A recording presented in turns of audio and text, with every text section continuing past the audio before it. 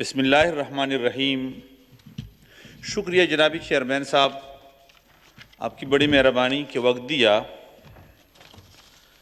بہت سے باتیں ہیں لیکن سب تو نہیں کر سکتا وقت کی کمی کی وجہ سے۔ میں تو صرف اس کیپٹلسٹ بجٹ کے حوالے سے بات کروں گا۔ پاکستان اسلامی نظریے کی بنیاد پر ہم نے بنایا، ہمارے اکابر نے کوشش کی، جس کی تصویر یہاں ہمارے سامنے ہیں، اس کے فرمودات بھی پیش کروں گا انشاءاللہ۔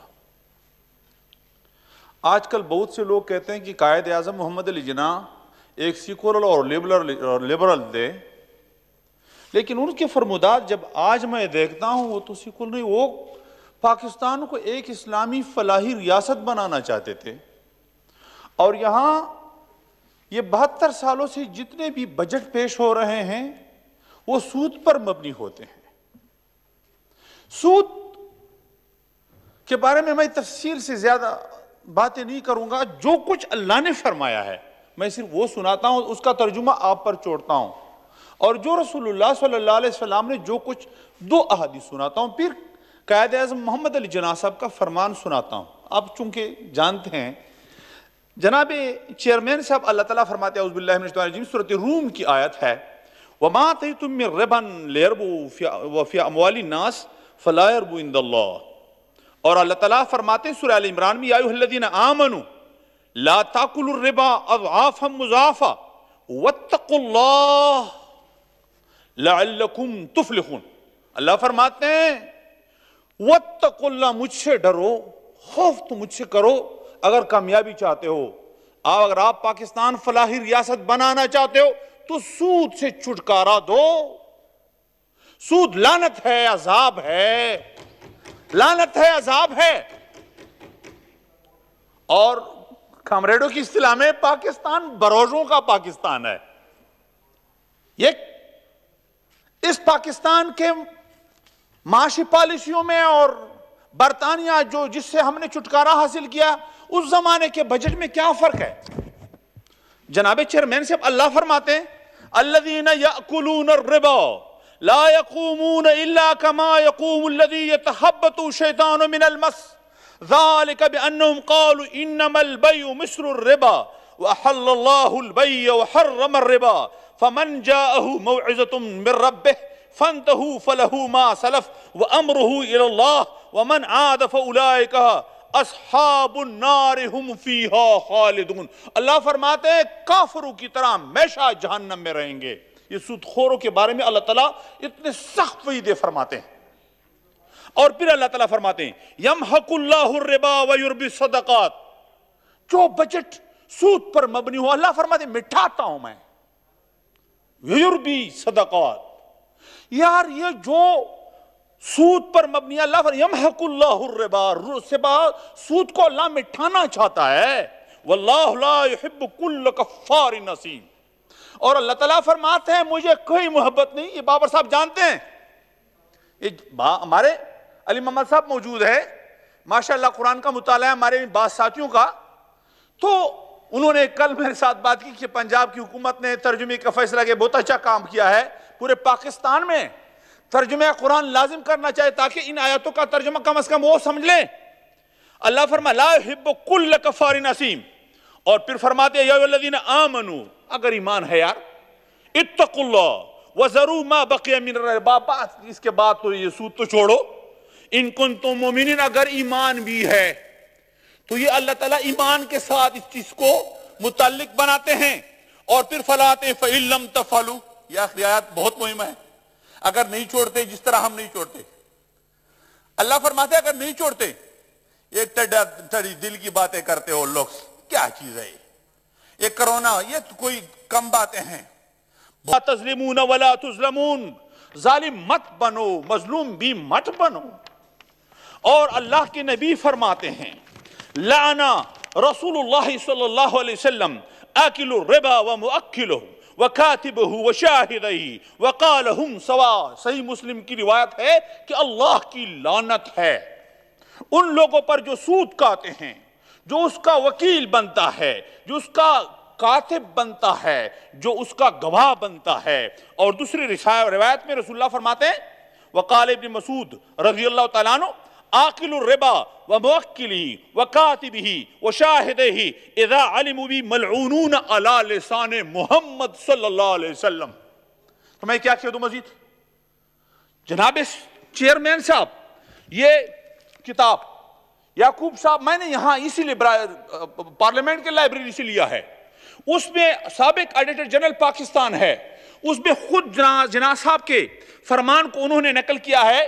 1 جولائی سن 1948 کو بینک دولت پاکستان کی افتتاح کے موقع پر قائد اعظم مرحوم مغفور نے فرمایا تھا. کیا فرمایا تھا؟ ذرا دیکھو. آپ کا شعبہ تحقیقات بینکنگ کے طریقوں کو اسلام کے مقرر کردہ سماجی اور اقتصادی معیار پر لانے کے سلسلے میں جو کام کرے گا میں اسے بڑی دلچسپی سے دیکھتا رہوں گا. یہ قائد صاحب فرماتے ہیں. اور مغرب کے اقتصادی نظام نے بلی نوع انسان کے لیے ایسے مسائل پیدا کر دیے ہیں جو کسی طرح حل ہونے میں نہیں آتے. اور ہم میں سے بہت سے لوگ یہ سمجھتے ہیں کہ دنیا اس وقت جس تباہی سے دوچار ہے اسے کوئی معجزہ ہی بچا سکتا ہے. یہ کس کی کرش میں ہے؟ وہ کہتے ہیں یہ مغربی سودی نظام کے نتائج ہے. اور پھر فرماتے ہیں یہ نظام انسان اور انسان کے درمیان انصاف کرنے اور بین الاقوامی چپ کلش کو رفع کرنے میں ناکام رہا ہے. اس کے برخلاف یہی نظام پچھلی نصف صدی میں 2 عالمگیر جنگوں کا بڑی حد تک ذمہ دار ہے. مغربی دنیا جو مشینوں اور صنعتی صلاحیتوں کی مالک ہے، اپنی بعض خوبیوں کے باوجود اس وقت جس ابتر حالت میں ہیں اس کی تاریخ میں مثال نہیں ملتی. لہٰذا ہمارے لیے عوام کو خوشحال اور فارغ البال بنانے کے مقصد میں کامیابی حاصل کرنے کے لیے مغرب کے اقتصادی نظام کے نظری و عملی طریقے کو اختیار کرنا بسود ہوگا. ہمیں چاہیے کہ ہم ایک نئی راہ عمل اختیار کریں اور دنیا کے سامنے ایک ایسا اقتصادی نظام پیش کریں جو انسانی اخوت اور سماجی انصاف کی صحیح اسلامی نظریات پر مبنی ہو. قائد اعظم صاحب فرماتے ہیں اس طرح ہم اپنی ذمہ داری ادا کر سکیں گے جو ہم پر مسلمان ہونے کی حیثیت سے عائد ہوتی ہے، اور عالم اسلامی کو امن کا وہ تنہا پیغام دے سکیں گے جو اسے تباہی سے بچا سکتا ہے اور اس کی خوشحالی، بہتری اور ترقی کا موجب ہو سکتا ہے. تو اس سے کیا مطلب؟ قائد اعظم صاحب کا فرمان بھی یہاں لوگ نہیں مانتے. اس کے فرمان تو دوسرے مسائل کے حوالے سے حجت سمجھی جاتی ہے، یہاں وہ نہیں مانتے. لہذا یہ بجٹ جو سود پر مبنی بجٹ ہے، تقریباً 34% سود پر مبنی ہے، اس سے ہمیں چھٹکارا دے. پاکستان خود بخود ترقی کرے گی. اور اس کے علاوہ جناب اسپیکر صاحب، میں ایک بات نہیں سمجھتا. یہ پی ایچ ڈی پی میرے پاس ہے، سب کو تقریباً میں نے مطالعہ کیا، اسٹڈی کیا. یہ پورے پاکستان کی نمائندگی نہیں کرتا. Communication division, higher education division, یہ پاور ڈویژن، یہ واٹر کے حوالے سے جو باتیں ہیں میں نے سب مطالعہ کی ہیں. اس میں فاٹا کے لیے کوئی منصوبہ ہے؟ سابق فاٹا جو سب سے پاکستان میں مظلوم ترین خطہ ہے، میں صرف اپنے خلقے کی بھی بات نہیں کرتا، باجوڑ سے لے کر وانا تک، ایف آر ڈی خان، کوہی بارہ اور مغل کوٹ سے لے کر ایف آر پشاور نوشیرہ تک، یہ تمام علاقہ اس بجٹ میں کیوں کر محروم رکھا گیا ہے؟ کوئی سڑک اس کے لیے ہے اس کے ترقیاتی منصوبوں میں؟ کوئی ڈیم اس کی علاقوں کی، ہم امن ڈیم کی بات اگر آپ کرتے ہوں اس کے لیے بہت تھوڑے سے پیسے رکھے ہیں، وہ بھی 4 سدہ کے لیے ہیں. اس میں ممند کی کیا؟ مفتی صاحب وائنڈ اپ پلیز جی، آپ کا ٹائم آلموسٹ کمپلیٹ. حضرت یہ باتیں جو میں نے کی کسی اور نے کی ہے؟ میں نے تو نئی باتیں کی، پرانے باتیں دہراتے ہیں. اگر میں اس بات پر بھی اگر آپ ذرا مہربانی فرمائیں کہ میرے خلقے میں بجلی نہیں ہے، میرے خلقے میں گیس نہیں ہے، اور گیس جو ہیں خیبر پختونخوا کو جنوبی اضلاع سے جو بڑا پیپ لائن درادم خیل پہ گزرا، اب اس کی 2008 کا جو منصوبہ تھا 10 کا، ہم نے دوبارہ ان کو کاغذ سے نکال کر کے کام اس پر کیا. اس پہ حکومت سستی سے کام لے رہا ہے, کام نہیں ہونے دیتے.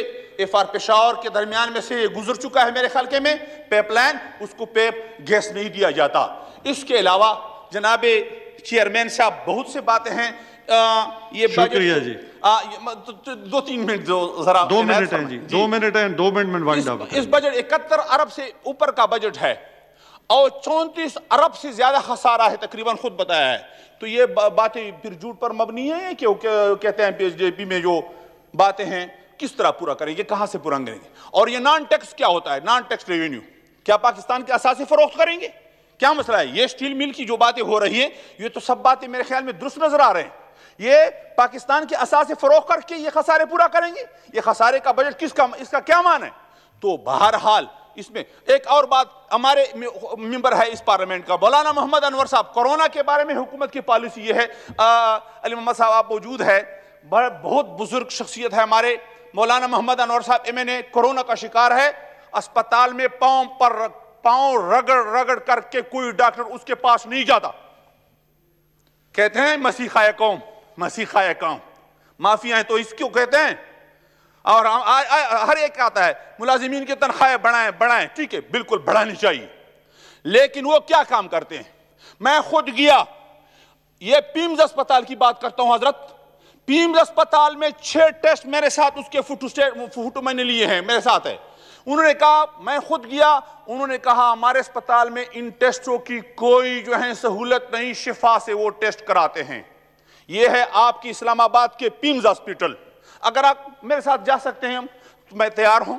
میرے ناظم صاحب MNA ہیں, اس کا علاج کا یہ صورتحال ہے, دوسرے غریب مریضوں کا کیا پوزیشن ہوگا؟